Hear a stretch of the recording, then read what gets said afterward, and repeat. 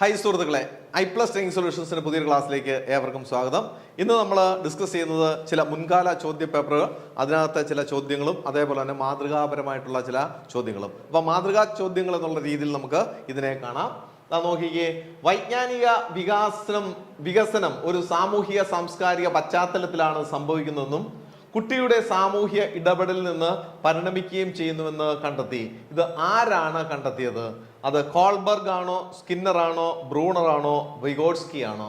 അപ്പോൾ വിഗോട്സ്കി ആണ് വൈജ്ഞാനിക വികസനം ഒരു സാമൂഹിക സാംസ്കാരിക പശ്ചാത്തലത്തിലാണ് സംഭവിക്കുന്നതെന്നും അതുപോലെ തന്നെ കുട്ടിയുടെ സാമൂഹിക ഇടപെടലിൽ നിന്ന് പരിണമിക്കുകയും ചെയ്യുന്നുവെന്ന് കണ്ടെത്തിയത് വിഗോട്സ്കി ആണ്. ഓപ്ഷൻ ഡി ആണ് നമ്മുടെ ആൻസർ. അടുത്തൊരു ചോദ്യം, ആദ്യമായി മനഃശാസ്ത്ര പരീക്ഷണശാല തുടങ്ങിയ ചിന്തകൻ ആരാണ്? ആദ്യമായിട്ട് ഈ ഒരു ലാബ് തുടങ്ങിയത്, ഒരു മനഃശാസ്ത്ര ലാബ്. സാധാരണ ലാബ് എന്നൊക്കെ പറയുന്നത് നമുക്കറിയാം, കെമിസ്ട്രി ലാബ്, ഫിസിക്സ് ലാബ് എന്നൊക്കെ പറയുന്നുണ്ട്. കെമിസ്ട്രി, ഫിസിക്സ്, ബയോളജി ലാബുകൾ എന്നൊക്കെ പറയാറുണ്ട്. അതേപോലെ മനഃശാസ്ത്രത്തിന് അന്നേ വരെ കേട്ടിട്ടില്ലാത്ത കാര്യമാണ്, മനഃശാസ്ത്രത്തിലൊരു ലാബ് ആദ്യമായിട്ട് ആവിഷ്കരിച്ചത് സ്കിന്നർ, വില്യം വുണ്ട്, കാൾ റോജേഴ്സ്, എബിംഗ്ഹോസ്. ആരാണ്? വില്യം വുണ്ടാണ് ഈ മനഃശാസ്ത്ര ലാബ് ആദ്യമായിട്ട് തുടങ്ങിയത്. എവിടെയാണ്? ജർമ്മനിയിലായിരുന്നു കേട്ടോ. ജർമ്മനിയിലാണ് വില്യം വുണ്ട് ആദ്യമായിട്ട് ഒരു മനഃശാസ്ത്ര പരീക്ഷണശാല തുടങ്ങിയത്. വിദ്യാഭ്യാസത്തിൽ പ്രകൃതിവാദത്തിന് തുടക്കം കുറിച്ചത് ആരാണ്? പ്രകൃതിവാദം. അപ്പോ ഈ പറയുന്ന വിദ്യാഭ്യാസ മേഖലയിൽ പ്രകൃതിയിലേക്ക് ഇറങ്ങുക, പ്രകൃതിയിലൂടെ പഠനം നടത്തുക എന്നൊക്കെ പറഞ്ഞുകൊണ്ട് പ്രകൃതിവാദവുമായിട്ട് തുടക്കം കുറിച്ചത് William James, Sigmund Freud, William Wundt, Rousseau. Answer is option D. Rousseau ആണ് വിദ്യാഭ്യാസത്തിൽ പ്രകൃതിവാദത്തിന് ഏറ്റവും കൂടുതൽ തുടക്കം കുറിച്ച വ്യക്തി. റൂസോ ആണ്. അടുത്ത ഒരു ചോദ്യം ഇതാണ്, ഭാഷാപര ബുദ്ധി ഏത് ബുദ്ധി സിദ്ധാന്തവുമായി ബന്ധപ്പെട്ടതാണ്? ഭാഷാപരമായ ബുദ്ധി, നമുക്കറിയാം പല ബുദ്ധി സിദ്ധാന്തങ്ങളുണ്ട്. അപ്പോൾ ഈ ഭാഷാപരമായിട്ടുള്ള ബുദ്ധി ഏത് ബുദ്ധി സിദ്ധാന്തവുമായിട്ടാണ് ബന്ധപ്പെട്ടിരിക്കുന്നത്? ബഹുമുഖ ബുദ്ധി സിദ്ധാന്തമുണ്ട്, ദ്വിഘടക സിദ്ധാന്തം. നമ്മൾ നേരത്തെ ഒന്ന് പറഞ്ഞാണ് ദ്വിഘടകം, രണ്ട് കാര്യങ്ങൾ ചേർത്തുകൊണ്ടുള്ളതാണ് ദ്വിഘടക സിദ്ധാന്തം. ത്രിഘടക സിദ്ധാന്തമുണ്ട്, ഫാക്കൽറ്റി സിദ്ധാന്തമുണ്ട്. ഇത് ഭാഷാപര ബുദ്ധി എന്ന് പറയുന്നത് ബഹുമുഖ ബുദ്ധി സിദ്ധാന്തവുമായിട്ട് ബന്ധപ്പെട്ടതാണ് ഭാഷാപര ബുദ്ധി എന്ന് പറയുന്നത്. ഓക്കെ, അടുത്തൊരു ചോദ്യം, സ്പിയർമാന്റെ അഭിപ്രായത്തില്, സ്പിയർമാൻ എന്ന് പറയുന്ന വിദ്യാഭ്യാസ മനഃശാസ്ത്രജ്ഞന്റെ അഭിപ്രായത്തില് ബുദ്ധി എന്നത് എന്താണ്? ബുദ്ധി എന്ന് പറയുന്നത് സ്പിയർമാൻ ഒരു ഡെഫിനേഷൻ കൊടുത്തിട്ടുണ്ട്. പരസ്പര ബന്ധങ്ങളുടെ പരിശീലനം, അമൂർത്ത ചിന്തയ്ക്കുള്ള കഴിവ്, പുതിയ സാഹചര്യങ്ങളുമായി ഒത്തുപോകാനുള്ള കഴിവ്, ഇവയെല്ലാം എന്നാണ് ഇവിടെ ഓപ്ഷനുകൾ കൊടുത്തിരിക്കുന്നത്. ഓപ്ഷൻ എ ആണ് ആൻസർ. പരസ്പര ബന്ധങ്ങളുടെ പരിശീലനമാണ് ബുദ്ധി എന്നാണ് സ്പിയർമാൻ അദ്ദേഹം ഒരു ഡെഫിനേഷനായിട്ട് ബുദ്ധിയെ കുറിച്ച് പറഞ്ഞിരിക്കുന്നത്. ഇതാണ് പരസ്പര ബന്ധങ്ങളുടെ പരിശീലനമാണ് ബുദ്ധി എന്ന് പറയുക. അടുത്തൊരു ചോദ്യത്തിലേക്ക് പോകാം. വ്യക്തിത്വം എന്നാൽ എന്ത്? പേഴ്സണാലിറ്റി എന്ന് പറയുന്നത് എന്താണ്? വ്യക്തിത്വം എന്ന് പറയുന്നതാണ് നിർവചിക്കാൻ സാധിക്കുന്ന ഒന്നാണ്, താള നിബന്ധന ഉള്ളതാണ്, പരിസ്ഥിതിയോടുള്ള വ്യക്തിയുടെ സമായോജനമാണ്, പരിസ്ഥിതിയോടുള്ള വ്യക്തിയുടെ അപസമായോജനമാണ്. തീർച്ചയായിട്ടും നമുക്കറിയാം അത് പരിസ്ഥിതിയോടുള്ള വ്യക്തിയുടെ സമായോജനമാണ് വ്യക്തിത്വം എന്ന് പറയുക. പേഴ്സണാലിറ്റി അല്ലെങ്കിൽ വ്യക്തിത്വം എന്ന് പറയുമ്പോൾ അത് പരിസ്ഥിതിയോടുള്ള വ്യക്തിയുടെ സമായോജനയാണ് വ്യക്തിത്വം എന്ന് പറയുക. അടുത്തൊരു ചോദ്യം, വൈജ്ഞാനിക വികാസ സിദ്ധാന്തം ആവിഷ്കരിച്ചത് ആരാണ്? വൈജ്ഞാനിക വികാസ സിദ്ധാന്തം, ആ വികാസ സിദ്ധാന്തം ആവിഷ്കരിച്ചത് ആരാണ്? പിയാഷെ, സ്കിന്നർ, വിഗോട്സ്കി, പാവ്ലോവ്. വൈജ്ഞാനിക വികാസ സിദ്ധാന്തം ആവിഷ്കരിച്ചത് മറന്നു പോകരുത്, പിയാഷെ ആണ് വൈജ്ഞാനിക വികാസ സിദ്ധാന്തം ആവിഷ്കരിച്ചത്. വൈജ്ഞാനിക വികാസ സിദ്ധാന്തം ആവിഷ്കരിച്ചത് പിയാഷെ. അടുത്തൊരു ചോദ്യത്തിലേക്ക് പോകാം, വികാസ തത്വങ്ങളുടെ വിദ്യാഭ്യാസപരമായ പ്രസക്തി. അപ്പോ വികാസ തത്വങ്ങളുടെ വിദ്യാഭ്യാസപരമായിട്ടുള്ള പ്രസക്തി എന്താണെന്ന് നമുക്ക് ഒന്ന് നോക്കുക. ഓപ്ഷൻ ഏതൊക്കെയാണെന്ന് നോക്കുക. ഒന്ന്, ശിശു വികാസത്തിൽ പാരമ്പര്യത്തിനും പരിസ്ഥിതിക്കും പ്രധാന പങ്കുണ്ടെന്ന് മനസ്സിലാക്കാൻ സഹായിക്കുന്നു. ശരിയാണോ തെറ്റാണോ എന്ന് നോക്കിക്കേ. ശിശു വികാസത്തില് പാരമ്പര്യത്തിലൊരു പ്രധാനപ്പെട്ട ഘടകമാണ്, അതേപോലെ തന്നെയാണ് പരിസ്ഥിതി. അപ്പൊ പാരമ്പര്യത്തിനും പരിസ്ഥിതിക്കും പ്രധാന പങ്കുണ്ടെന്ന് നമുക്ക് മനസ്സിലാക്കാൻ സാധിച്ചു ശിശു വികാസത്തില്. ശരിയായിട്ടുള്ളൊരു ഓപ്ഷനാണ് വികാസ തത്വങ്ങളുടെ വിദ്യാഭ്യാസമായിട്ടുള്ള ഒരു പ്രസക്തിയിൽ പറയുന്നതാണ്. അത് നമുക്ക് മനസ്സിലാക്കാൻ സാധിച്ചു. പരിസരവുമായി പൊരുത്തപ്പെടാൻ ശ്രമിക്കണമെന്ന് ബോധ്യപ്പെടുത്തുന്നു. ശരിയല്ലേ? അപ്പൊ അത് പരിസരവുമായി പൊരുത്തപ്പെടുവാനായിട്ട് നമ്മൾ ശ്രമിക്കണം. അതും ഒരു വിദ്യാഭ്യാസപരമായിട്ടുള്ള പ്രസക്തിയാണ് വികാസ തത്വങ്ങളുടെ. കുട്ടികളെ കുറിച്ച് അമിത പ്രതീക്ഷ ഇല്ലാതാക്കാൻ സഹായിക്കുന്നു. കുട്ടികളെ കുറിച്ച് അമിതമായ ഒരു പ്രതീക്ഷയും പാടില്ല. അപ്പൊ അത് വികാസ തത്വങ്ങളുടെ വിദ്യാഭ്യാസപരമായ ഒരു പ്രസക്തിയിൽ പറയുന്നതാണ്. അമിതമായിട്ട് ഒരു കുട്ടിയെ കുറിച്ച് നമ്മൾ പ്രതീക്ഷിക്കരുത്. അവർ ഓരോരുത്തർക്കും കഴിവുകളുണ്ട്. ആ കഴിവിനനുസരിച്ചാണ് അവര് പെരുമാറേണ്ടത്. അപ്പോൾ ഇതെല്ലാം തന്നെ വികാസ തത്വങ്ങളുടെ വിദ്യാഭ്യാസപരമായ പ്രസക്തിയാണ്. അപ്പോൾ ഓപ്ഷൻ ഡി ഇവയെല്ലാം എന്നുള്ളതാണ് ഇതിന്റെ ആൻസർ. ബ്രൂണറുടെ വൈജ്ഞാനിക വികാസഘട്ടങ്ങളുടെ ക്രമം കണ്ടെത്തുവാനായിട്ടാണ് പറഞ്ഞിരിക്കുന്നത്. ബ്രൂണറുടെ വൈജ്ഞാനിക വികാസഘട്ടങ്ങൾ. ബ്രൂണറുടെ വൈജ്ഞാനിക വികാസഘട്ടങ്ങൾ നമ്മൾ 3-4 ഘട്ടങ്ങൾ നമ്മൾ പറയുന്നതാണ്. അവിടെ പ്രതിരൂപാത്മക ഘട്ടമുണ്ട്, പ്രവർത്തന ഘട്ടമുണ്ട്, മനോചിത്രണ ഘട്ടം, പ്രവർത്തന ഘട്ടം, മനോചിത്രണ ഘട്ടം, പ്രതിരൂപാത്മക ഘട്ടം. അപ്പൊ അത് ഏത് ഓർഡറിലാണ്? ഇപ്പോൾ നമ്മൾ പറഞ്ഞ 2ാമത്തെ ഓർഡറിലാണ്. ആദ്യം ഏതാണ്? പ്രവർത്തന ഘട്ടം. 1ാമത്തെ ഘട്ടം എന്ന് പറയുന്നത് പ്രവർത്തന ഘട്ടമാണ്. ഇതാണ് 1ാമത് പറയേണ്ടത്, പ്രവർത്തന ഘട്ടം. ഇവിടെ കൊടുത്തത് അത് 2ാമതാണ് കൊടുത്തിരുന്നത്. അപ്പൊ ഇതാണ് ആദ്യം വരേണ്ടത്. 2 മനോചിത്രണ ഘട്ടം. ഇതാണ് 2ാമത് വരേണ്ടതാണ്. മനോചിത്ര ഘട്ടം എന്ന പേരിൽ അറിയപ്പെടുക. അതാണ് 2ാമത് വരേണ്ടത്. 3ാമത്തതാണ് പ്രതിരൂപാത്മക ഘട്ടം എന്ന് പറയുന്നത് 3ാമത്തെ ഓർഡറാണ്. അപ്പൊ 1ാമത്തത് പ്രവർത്തന ഘട്ടം, 2ാമത്തത് മനോചിത്രണ ഘട്ടം, 3ാമത്തത് പ്രതിരൂപാത്മക ഘട്ടം. ഇതാണ് ഓർഡർ. ആരുടെയാണ്? ബ്രൂണറുടെ വൈജ്ഞാനിക വികാസ ഘട്ടത്തിന്റെ ഓർഡർ ഇതാണ്. ബ്രൂണറുടെ വൈജ്ഞാനിക വികാസ ഘട്ടത്തിന്റെ ഓർഡർ 1 പ്രവർത്തന ഘട്ടം, 2 മനോചിത്രണ ഘട്ടം, 3 പ്രതിരൂപാത്മക ഘട്ടം എന്നാണ് ആ ഓർഡർ. അടുത്ത ഒരു ചോദ്യം എന്ന് പറയുന്നത് അഭിക്ഷമത അളന്ന് നിർണ്ണയിക്കുന്നത് ഡാഷ് ഉപയോഗിച്ചുകൊണ്ടാണ്. അഭിക്ഷമത, അപ്പോൾ അതൊക്കെ അളക്കുവാനായിട്ട് എന്ത് വേണം? അതിന് ശോധകങ്ങൾ വേണം, സംശയമൊന്നുമില്ല.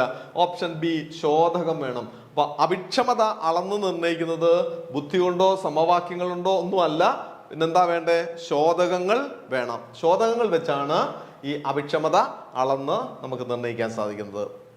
അഭിപ്രേരണയെ നിയന്ത്രിക്കുന്ന ഘടകങ്ങൾ ഏതൊക്കെയാണ്? അഭിപ്രേരണയെ നിയന്ത്രിക്കുന്ന ഘടകങ്ങൾ പരാജയ ഭീതി. തീർച്ചയായിട്ടും പരാജയപ്പെടുമെന്നുള്ളൊരു ഭീതി ഉണ്ടെങ്കിൽ അത് ഓവർകം ചെയ്യണം, അല്ലെങ്കിൽ പരാജയപ്പെടാതിരിക്കുവാൻ എനിക്ക് കഴിയണം എന്നുള്ളൊരു തോന്നലുണ്ടാവും. അപ്പോൾ അഭിപ്രേരണയെ സ്വാധീനിക്കുന്ന ഒരു ഘടകമാണ് ഈ പരാജയ ഭീതി. 2 അഭിക്ഷമത. അഭിക്ഷമത എന്ന് പറയുന്നത് അഭിപ്രേരണയുമായിട്ട് കണക്ഷൻ ഉള്ളതല്ല. 3ാമത്തത് മത്സരം. തീർച്ചയായിട്ടും മത്സരം എന്ന് പറയുന്നത് അഭിപ്രേരണയെ നിയന്ത്രിക്കുന്ന ഒരു ഘടകമാണ്. 4 അഭിരുചി എന്ന് പറയുന്നതും ഈ അഭിപ്രേരണയെ നിയന്ത്രിക്കുന്ന ഘടകമാണ്. അപ്പൊ അതിനകത്ത് പെടാത്തത് ഏതാണെന്ന് വെച്ച് കഴിഞ്ഞാൽ അഭിപ്രേരണയുമായി ബന്ധമില്ലാത്തത് അഭിക്ഷമതയാണ്. അപ്പോ 1, 3, 4 ഇത് 3ഉം പരാജയഭീതി, മത്സരം, അഭിരുചി ഇവ 3ഉം അഭിപ്രേരണയെ നിർണ്ണയിക്കുന്ന ഘടകങ്ങളാണ്. ഓക്കെ, അടുത്തൊരു ചോദ്യത്തിലേക്ക് പോകാം. താഴെ പറയുന്നവയിൽ ഏതെല്ലാമാണ് അഭിപ്രേരണ? ഇവിടെ അഭിപ്രേരണ കൊടുത്തിട്ടുണ്ട്. അതിനകത്ത് ഏതൊക്കെയാണ് അഭിപ്രേരണ എന്ന് പറയുന്നത്? മാനസിക അഭിപ്രേരണയുണ്ട്, ബാഹ്യ അഭിപ്രേരണ, ആന്തരിക അഭിപ്രേരണ. 2 നമ്മൾ കേട്ടിട്ടുണ്ട്. ഏതൊക്കെയാണ്? 1 ബാഹ്യ അഭിപ്രേരണ, പുറമേ നിന്ന് എന്തെങ്കിലും അഭിപ്രേരണ ഉണ്ടാകാം. പിന്നെന്താണ്? ഉള്ളിന്റെ ഉള്ളിൽ നിന്ന് തന്നെയാണ് അഭിപ്രേരണ വരുന്നത്, അല്ലെ? അപ്പൊ ആന്തരികമായിട്ടുള്ള അഭിപ്രേരണ വരും. ഒരു പുസ്തകം വായിക്കുന്നു, പുസ്തകം വായിക്കുമ്പോൾ അതിലൂടെ ചില കാര്യങ്ങൾ നമുക്ക് ഒരു ആനന്ദം ഉണ്ടാകുന്നു, അല്ലെങ്കിൽ ചില കാര്യങ്ങൾ ധാരണ ഉണ്ടാകുന്നു. അതെന്താണ്? ആന്തരികമായിട്ട് പുറമേ നിന്ന് വരുന്നതല്ല. അതേസമയം ഏതെങ്കിലും ഒരു കാര്യങ്ങൾ അവിടെ വിഷ്വലായിട്ട് കണ്ടു, അതല്ലെങ്കിൽ ഒരാൾ പറഞ്ഞു തരുന്നു, അങ്ങനെ വരുമ്പോൾ അത് ബാഹ്യമായിട്ടുള്ളതാണ്. അപ്പൊ സാധാരണ അഭിപ്രേരണ 2 തരത്തിലാണ്. ഏതൊക്കെയാണത്? 1 ബാഹ്യ അഭിപ്രേരണയും, മറ്റൊന്ന് ആന്തരിക അഭിപ്രേരണയും. മാനസിക അഭിപ്രേരണ എന്ന് പറയുന്ന സാധനം ഇല്ല. അപ്പൊ ബാഹ്യ അഭിപ്രേരണയും ആന്തരിക അഭിപ്രേരണം ഇവ 2ഉമാണ് അഭിപ്രേരണയുടെ ഗ്രൂപ്പിൽ വരുന്നത്. അപ്പൊ ഓപ്ഷൻ ആൻസർ 2ഉം 3ഉം ശരിയാണ്. അടുത്തൊരു ചോദ്യം, മോഹഭംഗത്തിൽ നിന്ന് ഉടലെടുക്കുന്ന സമായോജന തന്ത്രം. മോഹഭംഗം ഉണ്ടാകുന്നു. ഏതെങ്കിലും ഒരു കാര്യം, ഇപ്പോൾ ഒരു കുട്ടി, ആ കുട്ടിക്ക് എന്തെങ്കിലും ആഗ്രഹിച്ചു, അത് കിട്ടുന്നില്ല. അപ്പോൾ അവന് ഏതെങ്കിലും ഇപ്പോൾ സൈക്കിള് വേണമെന്നൊരു കുട്ടി ആഗ്രഹിക്കുന്നു. തൻ്റെ രക്ഷകർത്താവിനോട് പറഞ്ഞു, എനിക്ക് ഇന്ന് തന്നെ ഒരു സൈക്കിള് വാങ്ങിച്ചു തരണം. രക്ഷകർത്താവ് എൻ്റെ കയ്യിലെങ്കിലും പൈസ ഇല്ല, ഇന്ന് ഇത് വാങ്ങിക്കുന്ന പ്രശ്നമേ ഇല്ല. അപ്പോൾ അവൻ ആകപ്പാടെ ദേഷ്യം വരും. അപ്പോഴായിരിക്കും അവന് കയ്യിലിരിക്കുന്ന ഗ്ലാസ് എടുത്ത് ഒരൊറ്റ ഏറ് കൊടുക്കും. അപ്പൊ അത് സംഗതി ഇതാണ്, മോഹഭംഗത്തിൽ നിന്ന് ഉടലെടുക്കുന്ന ഒരു സമായോജന തന്ത്രമാണ് ആക്രമണം എന്ന പേരിൽ അതാണ് അറിയപ്പെടുക, ആക്രമണം. അപ്പോൾ ഒരു കുട്ടി ഇങ്ങനെ എന്തെങ്കിലുമൊക്കെ ആഗ്രഹിച്ചിട്ട് നടക്കാതെ വരുമ്പോൾ ഒരു പക്ഷേ ആക്രമണം ഉണ്ടായാൽ അതിനെ എന്താ നമുക്ക് മോഹഭംഗത്തിൽ നിന്നുണ്ടായ ഒരു സമായോജന തന്ത്രമാണ്. അവന് അച്ഛനോടൊന്നും പറയാൻ വയ്യ, അച്ഛനോട് നേരിട്ട് എതിർക്കാൻ വയ്യ, അച്ഛനോടൊന്നും മറുത്ത് പറയുവാൻ വയ്യ. പിന്നെ ആകെ അവന് ചെയ്യാവുന്ന എന്താണ്, അങ്ങോട്ട് മാറി നിന്ന് കല്ല് പറക്കി ഒരു ഏറ് കൊടുക്കുക. അച്ഛനെ അല്ല, വേറെ എങ്ങോട്ടും ഏറ് കൊടുക്കുക, അല്ലെങ്കിൽ കയ്യിലിരിക്കുന്ന സാധനം എടുത്ത് എറിഞ്ഞു ഉടയ്ക്കുക, അല്ലെങ്കിൽ ഒരു ഗ്ലാസ് ആണെങ്കിൽ ഗ്ലാസ് ഇട്ട് പൊട്ടിക്കാൻ ശ്രമിക്കുക. അതാണ് ആക്രമണം എന്നിവിടെ ഉദ്ദേശിക്കുന്നത്. അപ്പോൾ അതൊരു സമായോജന തന്ത്രമാണ്, മോഹഭംഗത്തിൽ നിന്നുണ്ടാകുന്ന ഒരു സമായോജന തന്ത്രമാണ് ആക്രമണം. കുട്ടികളിൽ പഠനത്തിൽ താല്പര്യം ജനിപ്പിച്ച ശേഷം അധ്യാപന പഠന പ്രക്രിയ ആരംഭിക്കുന്ന രീതി. അപ്പൊ അധ്യാപന പഠന പ്രക്രിയ ആരംഭിച്ചില്ല, അതിനു മുൻപായിട്ട് കുട്ടികളിൽ പഠനത്തിൽ താല്പര്യം ജനിപ്പിക്കണം. ആദ്യം കുട്ടികളിൽ താല്പര്യം ജനിപ്പിച്ചതിന് ശേഷമാണ് ആ പാഠഭാഗത്തിലേക്ക് പോകുന്നത്. അതിന് മുന്നോടിയായിട്ട് മറ്റു ചില കാര്യങ്ങളായിരിക്കും പറയുന്നത്. ചിലപ്പോൾ ഒരു പക്ഷേ നമുക്കറിയാം, ഒരു ക്ലാസ്സിലെ പാഠഭാഗത്തിലേക്ക് പ്രവേശിക്കുവാനായിട്ട് ഇൻട്രൊഡക്ടറി ആയിട്ടുള്ള ചില കാര്യങ്ങൾ പറയും. ചിലപ്പോൾ ഒരു ന്യൂസ് പേപ്പർ കട്ടിങ് ആയിരിക്കും നമ്മൾ ഉപയോഗിക്കുക. അപ്പോൾ അവിടെ അങ്ങനെയുള്ളൊരു വാർത്ത അവിടെ വായിക്കുന്നു. ആ വാർത്ത വായിച്ച് ചില പ്രശ്നങ്ങൾ നമ്മൾ ചൂണ്ടിക്കാണിക്കുന്നു. ആ പ്രശ്നങ്ങളിൽ ഇപ്പോൾ ഉദാഹരണത്തിന് പട്ടിണി ആയിട്ട് ബന്ധപ്പെട്ട നമ്മുടെ സോഷ്യൽ സയൻസിൻ്റെ ക്ലാസ്സിലാണെന്ന് വിചാരിക്കുക. അപ്പോൾ ആ സോഷ്യൽ സയൻസിന് ദാരിദ്ര്യം എന്നറിയപ്പെടുന്ന ആ ഒരു ഭാഗം നമ്മൾ പഠിപ്പിക്കുവാനായിട്ടാണെങ്കിൽ ഒരു പക്ഷേ അതുമായി ബന്ധപ്പെട്ട ഏതെങ്കിലും വാർത്തകളൊക്കെ ഉണ്ടെങ്കിൽ അതൊക്കെ പറയും, കുട്ടികളുമായിട്ട് ചിലപ്പോൾ ചർച്ച ചെയ്യും. എന്നിട്ടായിരിക്കും നേരിട്ട് പാഠഭാഗവുമായിട്ട് നമ്മുടെ ഭരണ സംവിധാനത്തെക്കുറിച്ചോ അല്ലെങ്കിൽ നമ്മുടെ സാമ്പത്തിക രംഗത്തെക്കുറിച്ചോ ഒക്കെ ചർച്ച ചെയ്യുന്നത്. അപ്പോൾ അതിദരിദ്രരായിട്ടുള്ള ആളുകൾ നമ്മുടെ നാട്ടിലുണ്ടെന്നോ അവർക്കുണ്ടായ ഒരു പ്രശ്നത്തെക്കുറിച്ചായിരിക്കും നമ്മൾ ആദ്യം ഒന്ന് ഇൻട്രൊഡക്ടറി ആയിട്ട് പറയുക. അങ്ങനെ കുട്ടികളിലെ പഠനത്തിൽ ഒരു താല്പര്യം ജനിപ്പിച്ചതിന് ശേഷം പിന്നെ ഈ അധ്യാപന പഠന പ്രക്രിയയിലേക്ക് പ്രവേശിക്കുന്നു. അതിനെ എന്താ പറയുന്നത്, മൂർത്തമായതിൽ നിന്ന് അമൂർത്തമായതെന്ന് പറയാനൊക്കുമോ? ഒരിക്കലും ഒക്കത്തില്ല. മനഃശാസ്ത്രപരമായതിൽ നിന്ന് യുക്തിപരമായതിലേക്ക്, ഇതാണ് നമുക്ക് അതിൻ്റെ ആൻസർ ആയിട്ട് വരിക. കാരണം കുട്ടിയെ അതിന് ഒരു സാഹചര്യം ഒരുക്കി, ഒരു ബേസ് ആക്കി എടുത്തു. സാമ്പത്തിക വിശകലനം അല്ലെങ്കിൽ സാമ്പത്തികമായ കാര്യങ്ങളെക്കുറിച്ച്, ഇന്ത്യയുടെ സാമ്പത്തിക സ്ഥിതിയെക്കുറിച്ചോ അല്ലെങ്കിൽ വ്യത്യസ്ത സാമ്പത്തിക തലങ്ങളിലുള്ള ആളുകളെക്കുറിച്ചൊക്കെ പറയുന്നതിന് മുന്നോടിയായിട്ട് ഇങ്ങനെ ദാരിദ്ര്യത്തെക്കുറിച്ചോ ദരിദ്രരായ ആളുകളെ കുറിച്ചോ അല്ലെങ്കിൽ അതിസമ്പന്നരായവരെ കുറിച്ചോ ഒക്കെ തന്നെ നമ്മൾ ചെറിയൊരു കാര്യം നമ്മൾ ഇൻട്രൊഡക്ടറി ആയിട്ടൊന്ന് പറയുന്നു. ഏതെങ്കിലുമൊക്കെ വിഷ്വൽസ് കാണിക്കുക, അല്ലെങ്കിൽ ന്യൂസ് പേപ്പർ കട്ടിങ്, അങ്ങനെയുള്ള കാര്യങ്ങൾ, ഫ്ലാഷുകളൊക്കെ അവിടെ ഉണ്ടെങ്കിൽ അത് കാണിക്കുക. അങ്ങനെയൊക്കെ കഴിഞ്ഞതിന് ശേഷമായിരിക്കും ഈ അധ്യാപന പഠന പ്രക്രിയയിലേക്ക് പ്രവേശിക്കുന്നത്. അതിനെയാണ് നമ്മൾ മനഃശാസ്ത്രപരമായതിൽ നിന്ന് യുക്തിപരമായതിലേക്ക്, ആദ്യം മനഃശാസ്ത്രപരമായി കുട്ടിയെ ഒരുക്കുന്നു, അതിനുശേഷമാണ് യുക്തിയിലേക്ക് നമ്മൾ കൊണ്ടുപോവുക, യുക്തിപരമായതിലേക്ക് പോകുന്നു. ഓപ്ഷൻ ബി ആണ് ആൻസർ. അടുത്ത ഒരു ചോദ്യത്തിലേക്ക് പോകാം. പ്രത്യേക പരിഗണന അർഹിക്കുന്ന കുട്ടികൾക്ക് യോജിക്കുന്ന രീതിയിൽ പഠന പ്രക്രിയ മാറ്റിയെടുക്കുന്ന രീതിക്ക് പറയുന്ന പേരെന്താണ്? അപ്പോൾ നമ്മുടെ ക്ലാസ്സിൽ 10-35 കുട്ടികളുണ്ടെന്ന് വിചാരിക്കുക. ആ 35 കുട്ടികളിൽ 2-3 കുട്ടികൾ വൈകല്യമുള്ള കുട്ടികളാണ്, പലതരത്തിലുള്ള വൈകല്യമുണ്ട് അല്ലേ, ഭിന്നശേഷിക്കാരാണ്. അപ്പം നമ്മൾ പറഞ്ഞു നമ്മൾ ഭിന്നശേഷിക്കാരായിട്ടുള്ളവരാണ്, അല്ലെങ്കിൽ പ്രത്യേക പരിഗണന അർഹിക്കേണ്ട കുട്ടികളാണ്. ആ കുട്ടികൾക്ക് നമ്മൾ റൈറ്റ് ടു എഡ്യൂക്കേഷൻ, വിദ്യാഭ്യാസ അവകാശ നിയമം അനുസരിച്ച് ആ കുട്ടിക്കും കുട്ടിയുടേതായ ലെവൽ അനുസരിച്ച് ആവശ്യമായിട്ടുള്ള പാഠഭാഗങ്ങൾ അവിടെ പറഞ്ഞു കൊടുക്കേണ്ടതായിട്ടുണ്ട്. പക്ഷെ നമുക്കറിയാം ഒരു പക്ഷേ ബുദ്ധിപരമായി ഒരല്പം പിന്നോക്കം നിൽക്കുന്ന കുട്ടിയാണ്. ഭിന്നശേഷി പല വിഭാഗമുണ്ട്. ചിലപ്പോൾ നല്ല ബ്രൈറ്റ് ആയിട്ടുള്ള കുട്ടികളുണ്ടാകും കേട്ടോ. ഭിന്നശേഷി വിഭാഗത്തിൽ ഇപ്പോൾ കാലിന് എന്തെങ്കിലും സ്വാധീനക്കുറവുണ്ട്, അവനും ഭിന്നശേഷിയാണ്, അവന് ബുദ്ധിക്ക് ഒരു കുഴപ്പമില്ല. ഒരുപാട് കുട്ടികളുണ്ട് ബുദ്ധിക്ക് ഒരു കുഴപ്പമില്ല. അങ്ങനെയാണെങ്കിൽ സാധാരണ ക്ലാസ് തന്നെ പൊക്കോളും, കുഴപ്പമില്ല. അതേസമയം അങ്ങനെ ബുദ്ധിപരമായിട്ടൊക്കെ ചില പ്രശ്നങ്ങളുള്ള കുട്ടികളാണെങ്കിൽ അവർക്ക് എന്താ ചെയ്യുന്നത്, അവരുടെ മുമ്പിലേക്ക് നമ്മുടെ പാഠഭാഗം അതുപോലെ കൊടുത്തു കഴിഞ്ഞാൽ ആ പാഠഭാഗം അതേ രൂപത്തിൽ ട്രാൻസാക്ട് ചെയ്താൽ കുട്ടിക്കൊന്നും മനസ്സിലാവത്തില്ല. കാരണം വളരെ സ്ലോ ആണ് കുട്ടി, സ്ലോ ലേണറാണ്, പഠിപ്പിക്കുന്ന കാര്യങ്ങൾ ഇപ്പോൾ 6ാം ക്ലാസ്സിൽ പഠിപ്പിക്കുന്നു. 6ാം ക്ലാസ്സിൽ പഠിപ്പിക്കുമ്പോൾ 6ാം ക്ലാസ്സിലെ കാര്യങ്ങളൊന്നും അവനങ്ങോട്ട് പിടികിട്ടത്തില്ല. ഒരുപക്ഷെ അവനൊരു 3ാം ക്ലാസ്സിലെ കുട്ടിയുടെ ബുദ്ധി മാത്രമേ വികാസം ഉണ്ടായിട്ടുള്ളൂ, അല്ലെങ്കിൽ ഒരു 2ാം ക്ലാസ്സിലെ കുട്ടിയുടെ വികാസമേ ഉണ്ടായിട്ടുള്ളൂ. അപ്പോഴാണ് എന്ത് ചെയ്യുന്നത്, നമ്മളിപ്പോൾ ഗണിത പ്രശ്നമാണ് കൊടുക്കുന്നത്, ഗണിതം, അപ്പോൾ ഹരണമാണ് കൊടുക്കുന്നത്, അല്ലെങ്കിൽ ശരിക്കും സോൾവ് ചെയ്യാനായിട്ടുള്ള ശകലം കോംപ്ലിക്കേറ്റഡ് ആയിട്ടുള്ള ചോദ്യങ്ങളാണ് അവിടെ കൊടുക്കുന്നത്. ഈ കുട്ടിക്ക് എന്തെങ്കിലും ചെയ്യാനൊക്കെ ഒക്കത്തില്ല. അങ്ങനെ ആകുമ്പോൾ എന്താ ചെയ്യണ്ടേ? അധ്യാപകൻ ചെയ്യേണ്ടത് ഈ ഗണിത ആശയത്തെ ലഘൂകരിച്ചുകൊണ്ട് ഇവന്റെ സ്റ്റാൻഡേർഡിനനുസരിച്ച്, ഇവന്റെ ബുദ്ധിക്ക് അനുസരിച്ചുള്ള ഒരു ഗണിത പ്രശ്നമൊക്കെ മാറ്റണം. അപ്പോൾ അതിനകത്തെ ആ അക്കങ്ങളൊക്കെ എണ്ണം കുറയ്ക്കേണ്ടതായിട്ട് വരും. അപ്പോൾ അവിടെ 4 അക്ക സംഖ്യകളോ 5 അക്ക സംഖ്യകളോ ഒക്കെ ചേർത്തുള്ള ഗണിത പ്രശ്നങ്ങളാണ് അവിടെ സോൾവ് ചെയ്യുന്നതെങ്കിൽ ഇവൻ എന്ത് ചെയ്യേണ്ടി വരും? ചിലപ്പോൾ 2 അക്കങ്ങളിൽ ഒതുക്കണം, ചിലപ്പോൾ ഒരക്കമായിരിക്കും, ഒരക്ക സംഖ്യയുടെ സങ്കലനമോ വ്യവകലനമോ അങ്ങനെയുള്ള കാര്യങ്ങളായിരിക്കും. അപ്പോൾ ഈ കുട്ടിക്ക് അതിനനുസരിച്ച് ഈ പാഠഭാഗത്തെ അഡാപ്റ്റ് ചെയ്യണം. അതാണ് അനുരൂപീകരണം എന്ന് പറയുന്നത്. അപ്പോൾ ഒരു അധ്യാപകന്റെ ഏറ്റവും പ്രധാനപ്പെട്ട ചുമതലയാണ് ഇങ്ങനെ അനുരൂപീകരണം നടത്തുക. അനുരൂപീകരണം നടത്തുവാനായിട്ട് ജനറൽ ടീച്ചേഴ്സിന്, സാധാരണ അധ്യാപകർക്ക് കഴിയത്തില്ലെങ്കിൽ അതിന് അവരെ കൊണ്ട് സഹായിപ്പിക്കുവാനായിട്ട്, അത് പഠിക്കുവാനായിട്ട്, അതിനെ നമ്മളെ സഹായിക്കുവാനായിട്ട് ആരുണ്ട്? അവിടെ സ്പെഷ്യൽ എഡ്യൂക്കേറ്റേഴ്സ് ഉണ്ട്. ആ സ്പെഷ്യൽ എഡ്യൂക്കേറ്റേഴ്സാണ് ഈ പറയുന്ന അധ്യാപനോടൊപ്പം ചേർന്നതുകൊണ്ട് ആ പാഠഭാഗം ഈ കുട്ടിയുടെ ലെവൽ അനുസരിച്ച് അനുരൂപീകരണം നടത്തും. ഈ പ്രക്രിയയ്ക്ക് പറയുന്ന പേരാണ് അനുരൂപീകരണം. അപ്പോൾ യഥാർത്ഥ പാഠഭാഗം ടെക്സ്റ്റ്, ആ ടെക്സ്റ്റ് അനുസരിച്ച് ഈ കുട്ടിക്ക് വേണ്ടി ആ പാഠഭാഗത്തിലെ ലഘുവാക്കി മാറ്റുന്നതിനെയാണ് അനുരൂപീകരണം അഥവാ അഡാപ്റ്റേഷൻ എന്ന പേരിൽ അറിയപ്പെടുക. അപ്പോൾ പ്രത്യേക പരിഗണന അറിയിക്കുന്ന കുട്ടിക്ക് യോജിക്കുന്ന രീതിയിൽ പഠന പ്രക്രിയ മാറ്റിയെടുക്കുന്ന രീതിക്ക് പറയുന്ന പേരാണ് അനുരൂപീകരണം. ഇംഗ്ലീഷിൽ എന്താ പറയുക? അഡാപ്റ്റേഷൻ എന്നാണ് പറയുക. പാഠ്യപദ്ധതി സമീപനത്തിന്റെ സവിശേഷതകളിൽ പെടാത്തത് ഏത്? പാഠ്യപദ്ധതി സമീപനത്തിന്റെ സവിശേഷതകളിൽ പെടാത്തത് പ്രവർത്തനാധിഷ്ഠിതം, പഠനം ഉറപ്പാക്കുന്നത്, പഠന നേട്ടങ്ങൾ കൈവരിക്കുന്നതിന് പ്രാപ്തമായത്, അധ്യാപക കേന്ദ്രീകൃതം.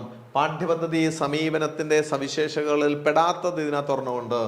ഇത് പ്രവർത്തനാധിഷ്ഠിതം പറയാം. പ്രവർത്തനങ്ങൾ കൊണ്ടാണ്, അല്ലെങ്കിൽ ഈ ക്ലാസ് റൂമിലെ പ്രവർത്തനങ്ങൾ, ധാരാളം പ്രവർത്തനങ്ങൾ അവിടെ ചെയ്യേണ്ടി വരും. പ്രവർത്തനങ്ങളിൽ അധിഷ്ഠിതമായിട്ടുള്ളതാണ്.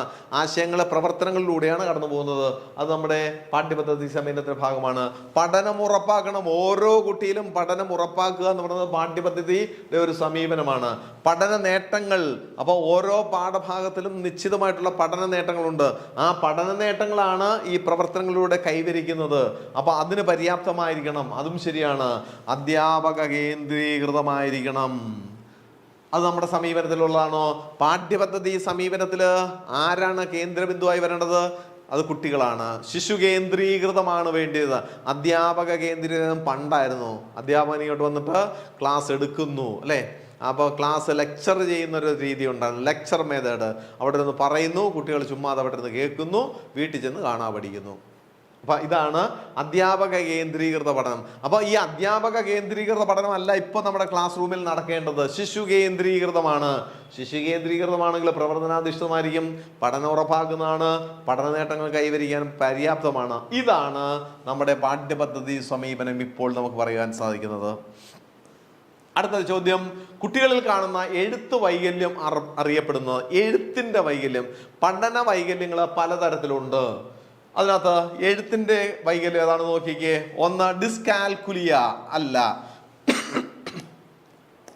ഡിസ്കാൽക്കുലിയ എന്ന് പറയുന്നത് എഴുത്തുമായി ബന്ധപ്പെട്ടതല്ല.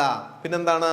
കാൽക്കുലിയ മീൻസ് ഗണിതം. ഗണിതത്തിൽ പിന്നോക്കം നിൽക്കുന്ന അവസ്ഥയാണ്, അല്ലെങ്കിൽ ചില ഗണിത ആശയങ്ങളെ കുട്ടിക്ക് കൃത്യമായി അത് ഐഡന്റിഫൈ ചെയ്യുവാൻ ഒക്കാതെ വരുന്ന അവസ്ഥയാണ് ഡിസ്കാൽക്കുലിയ. എഴുത്തിലെ വൈകല്യമാണെങ്കിൽ അതിനെയാണ് ഡിസ്ഗ്രാഫിയ എന്ന പേരിൽ അറിയപ്പെടുക. അപ്പൊ ഡിസ്ഗ്രാഫിയ ഉണ്ട്, ഡിസ്ലെക്സിയ. വായനയിലെ പ്രശ്നമാണെങ്കിൽ ഡിസ്ലെക്സിയ, എഴുത്തിലെ പ്രശ്നമാണെങ്കിൽ ഡിസ്ഗ്രാഫിയ, ഗണിതത്തിലെ പ്രശ്നങ്ങളാണെങ്കിൽ ഡിസ്കാൽക്കുലിയ. അതാണ് സാധാരണ പറയുക. അപ്പോൾ ഡിസ്ലെക്സിയ, ഡിസ്ഗ്രാഫിയ, ഡിസ്കാൽക്കുലിയ എന്ന് പറയുന്ന പഠന വൈകല്യങ്ങളാണ്. അതിലെ എഴുത്തിലാണെങ്കിൽ അതിനെയാണ് നമ്മൾ ഡിസ്ഗ്രാഫിയ എന്ന പേരിൽ അറിയപ്പെടുക. ശരിയായ ജോഡി ഏതെന്നാണ് കൊടുത്തിരിക്കുന്നത്. ഇവിടെ ഒരു ജോഡി കൊടുത്തിരിക്കുന്നു. ഹണ്ടർ വിദ്യാഭ്യാസ കമ്മീഷൻ. ഹണ്ടർ വിദ്യാഭ്യാസ കമ്മീഷൻ അത് റിപ്പൺ പ്രഭു. 2 സാഡ്ലർ വിദ്യാഭ്യാസ കമ്മീഷൻ ചെംസ്ഫോർഡ്. സാർജന്റ് വിദ്യാഭ്യാസ കമ്മീഷൻ വേവൽ പ്രഭു. ഇത് മൂന്നും ശരിയാണ്. അപ്പൊ ശരിയായ ജോഡികളാണ് ഈ ഹണ്ടർ വിദ്യാഭ്യാസ കമ്മീഷൻ റിപ്പൺ പ്രഭു, അതേപോലെ തന്നെ സാഡ്ലർ വിദ്യാഭ്യാസ കമ്മീഷൻ ചെംസ്ഫോർഡ്, സാർജൻ വിദ്യാഭ്യാസ കമ്മീഷൻ വേവൽ പ്രഭു എന്ന് പറയുക. അടുത്തത് സെക്കൻഡറി വിദ്യാഭ്യാസ മേഖലയെ കുറിച്ച് പഠനം നടത്തിയ വിദ്യാഭ്യാസ കമ്മീഷൻ ഉണ്ട്. വിദ്യാഭ്യാസ കമ്മീഷൻ നമ്മൾ നേരത്തെ ഒരെണ്ണം പറഞ്ഞായിരുന്നു, കൊത്താരി കമ്മീഷനുമായി ബന്ധപ്പെട്ട്. ഇവിടെ എന്താ പറഞ്ഞിരിക്കുന്നത്? സെക്കൻഡറി വിദ്യാഭ്യാസ മേഖലയെ കുറിച്ച് പഠനം നടത്തിയ വിദ്യാഭ്യാസ കമ്മീഷനാണ്. സെക്കൻഡറി മേഖലയെ കുറിച്ച് മാത്രം, പ്രൈമറി തലത്തെക്കുറിച്ച് പറഞ്ഞില്ല, അതിനെക്കുറിച്ചുള്ള പഠനമല്ല. ഇത് സെക്കൻഡറി പഠന മേഖലയുമായി ബന്ധപ്പെട്ട് മാത്രമുള്ള ഒരു വിദ്യാഭ്യാസ കമ്മീഷൻ ഉണ്ടായിരുന്നു.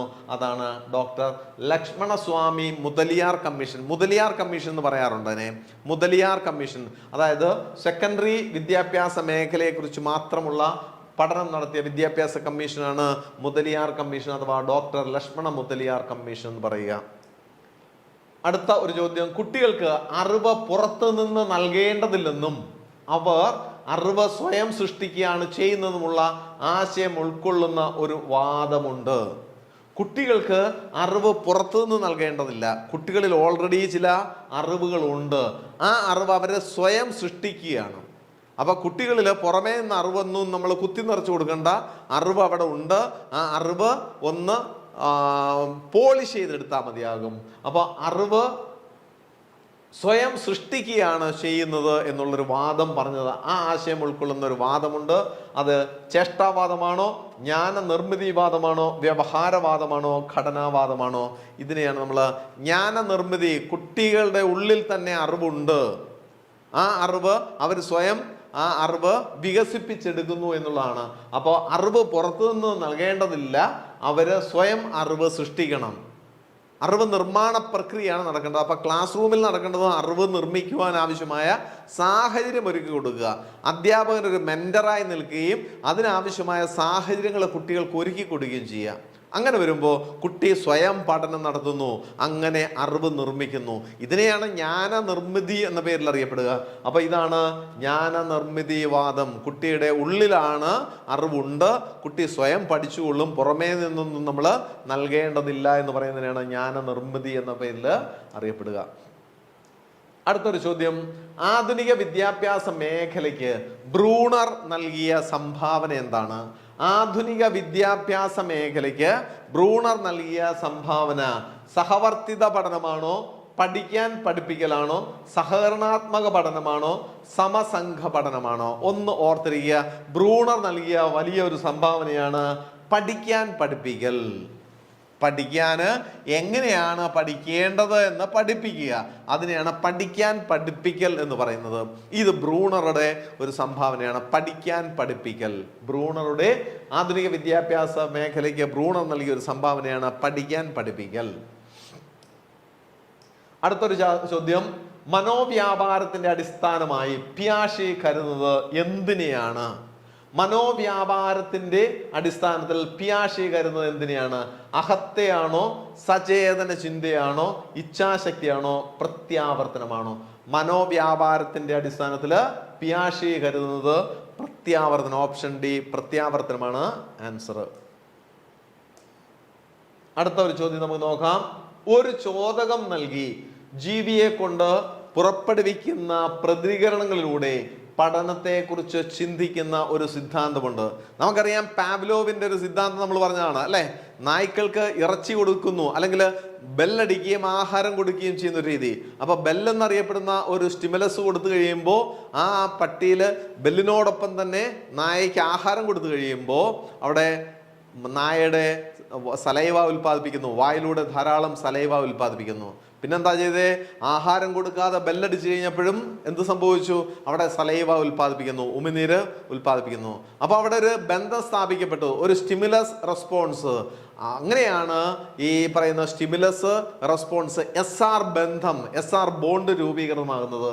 അപ്പോൾ ഒരു ചോദകം നൽകി ഒരു ജീവിയെ കൊണ്ട് പുറപ്പെടുവിക്കുന്ന പ്രതികരണങ്ങളിലൂടെ പഠനത്തെക്കുറിച്ച് ചിന്തിക്കുന്ന ഒരു സിദ്ധാന്തമുണ്ട്.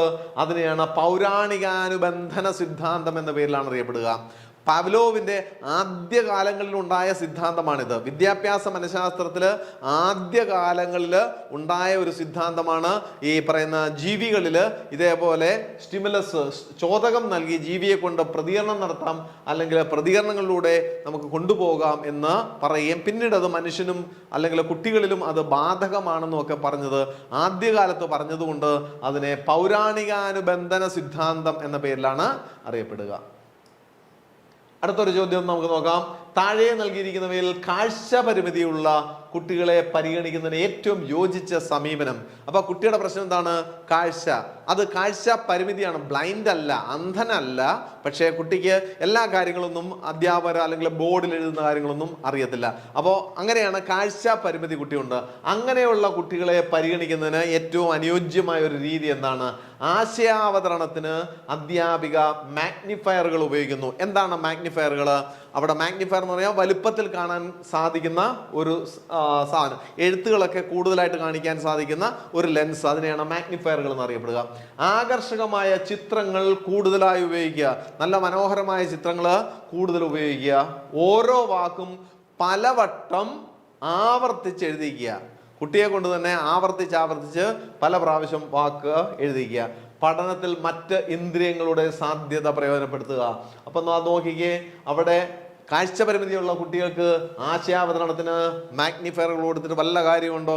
കാഴ്ചയില്ല, അവിടെ ആശയാവതരണത്തിന് മാഗ്നിഫയർ കൊടുത്തിട്ട് കാര്യമില്ല. അതേസമയം ഒരു പുസ്തകം വായിക്കാനായിട്ടാണെങ്കിൽ മാഗ്നിഫയർ കൊടുത്താൽ കുഴപ്പമില്ല.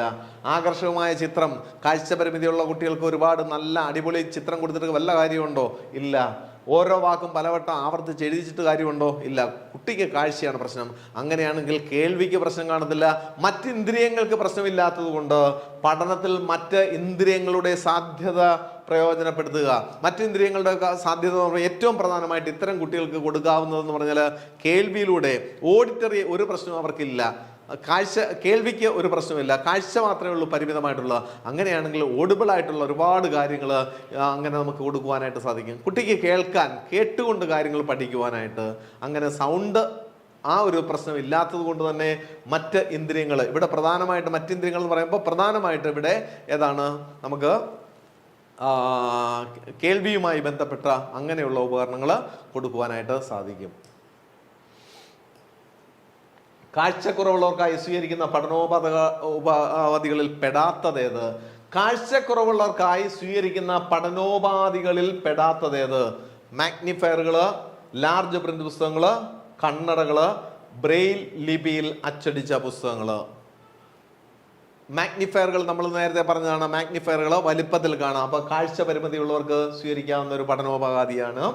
ലാർജ് പ്രിന്റ് പുസ്തകം അറിയാം, വലുപ്പത്തിൽ പ്രിന്റ് ചെയ്ത് അക്ഷരങ്ങൾ വളരെ വലുപ്പത്തിൽ പ്രിന്റ് ചെയ്തിരിക്കുന്നതിനാണ് ലാർജ് പ്രിന്റ് പുസ്തകങ്ങൾ.